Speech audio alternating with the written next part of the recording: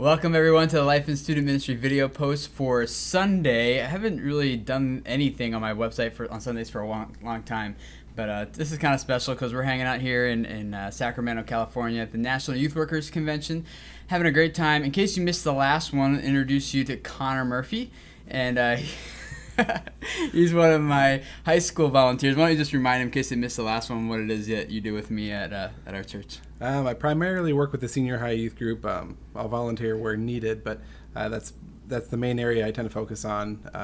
I help with any events that are going on if they need chaperones or just any adult presence. But I'm also a huge music fan. I go to any concerts that I can think of, try to bring as many students down to them. Just music was a huge part of my upbringing as a teen, and so I just love to share that gift with students as well. Yeah. If you missed the last one, I asked Connor some things that maybe he's learning here. This is his first time at National Youth Workers Convention, probably like my 5th, 6th, 7th, something like that. It's been a while. So we talked about some of his first impressions and some of the things that he's learning here. I want to share with you some of the things that I've been learning here recently in the past. Well, mostly today, and Connor will as well. Let me go first. It started off this morning.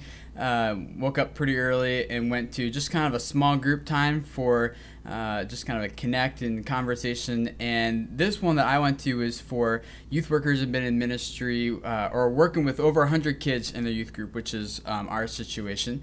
And so I went there just to connect with some other youth workers, just kind of swap stories and hear about some of the things that they're doing. And it was kind of hard for me, to be honest, because I tend to be pretty opinionated. And I wanted to say something about like everything that they were saying, and someone had a comment. I'm like, oh, I wanted to say something, but I controlled myself and didn't. But it was good. It was fun. And some guy named Aaron, if you're watching this, thanks for plugging my site. I was we were sharing youth ministry resources, and this guy in the back said Life and Student Ministry. I was like, who is that? Like, so it was cool. Thanks, Aaron, if you watch this. That was it's kind of weird for me to hear my name just kind of pop out like that, but thanks, man. So we did that, and then I went to another seminar by Sean Dunn. You may have hear him on his little radio spots once in a while on Christian radio.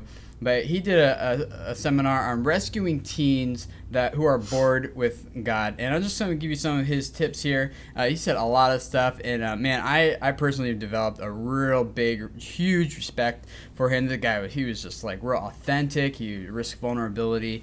And he was just a real genuine guy. I really enjoyed listening to him just because of his passion. It was just so overwhelming.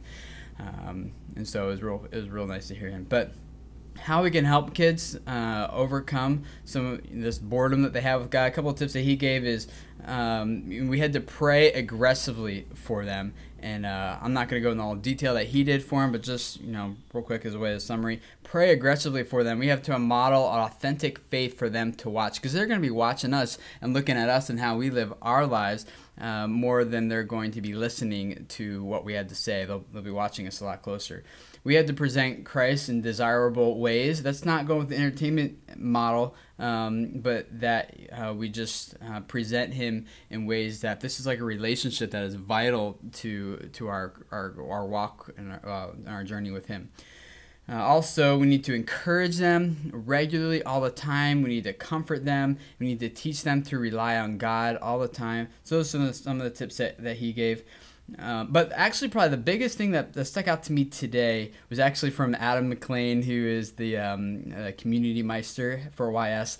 And he said this while we were on the live blog, actually. I'm sitting in Sean Dunn's seminar typing this stuff for whoever was watching it. And Adam was in a different seminar with Marv Penner, and he said this, that Marv said, the level of accountability we hold our kids to is almost non-existent. And Marv was talking about the reality of the application in our teaching. I was like, I seriously, I try to be pretty heavy on application and here's how it fits with your life, and then I don't really hold them accountable to it. And so it was really a good reminder. I typed that up and I just stared at it on my computer screen, just mulling over it, this whole accountability piece to like what we're doing and how we're working with kids is really huge. So I mulled over that for a while. And then I also went to a veteran cohort track class tonight. I guess I put myself in the veteran category. I don't know if I fit there or not, but I just decided I'd go check it out anyway.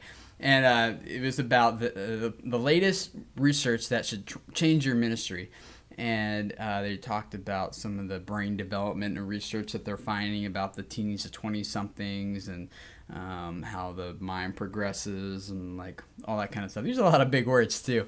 But so I learned a lot there as well. What did you learn today, Connor?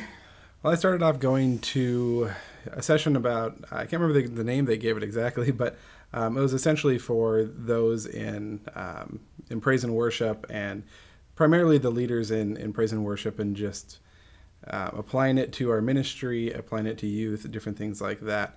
The big thing I got out of that was there was a session where we talked about things that go wrong and things that go right in praise and worship, and we shared stories of the times where there was train wrecks, as we called them, and then there was times where when we felt just kind of in the heart of worship.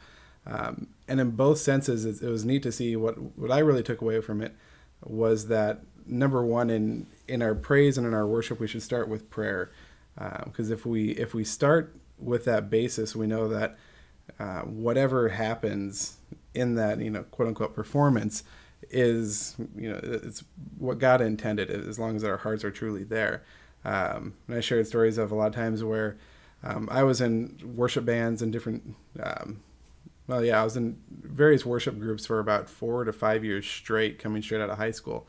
And I look back on a lot of times where, we'd be playing or singing and just things weren't clicking, the instruments, something would go wrong, people would break strings, all that kind of stuff. And the times we had to just abandon what we were doing and just go a cappella all of a sudden. And those, looking back on, were some of the biggest moments of worship, just because we just said, you know what, we're failing right now, so let's rely on God and just see what he can do right now. Do that all the time. Yeah. But then from there, the next one that I went to earlier this afternoon was Dale Fincher's A New Kind of Apologetics, the emerging questions of today's youth. And one of the big things I got from that, just like the overall message that kind of kept hitting me, was we really need to take time and listen to our youth and to really learn about them as well. Because I know so often when we're dealing with students and just anyone that we come in contact in daily life, so often they'll come to us with questions and we're so quick to just try to answer the questions. And just almost like a math problem on a test. Whereas so often, questions are a lot like, when we're studying the Bible, there's a context to it. There's just all this extra information that we really need to read into before just making an assumption. Yeah. And especially with today's youth and all the situations and the problems that they go through that we've never really even had to consider until the past few years. We really need to, when they ask us a question, to step back and just examine where that question's coming from, if there's any hidden questions or hidden meaning in that question, and just really evaluate that before we just jump to a conclusion. We just want to give you guys an update on how things are going here. Thank you for joining us, and we'll probably not give you another one. We're leaving tomorrow, and we got a long flight, 2 flights back to Minnesota. So thanks for hanging out with us this time, though, and I'll talk with you guys, I think, on Tuesday or Wednesday with my next video blog tip, and I'll give away some more free stuff there, and it'll be a good time. So I'll see you guys then. Have a good day. I will not. Oh, Connor will not be there. Whatever. Yeah.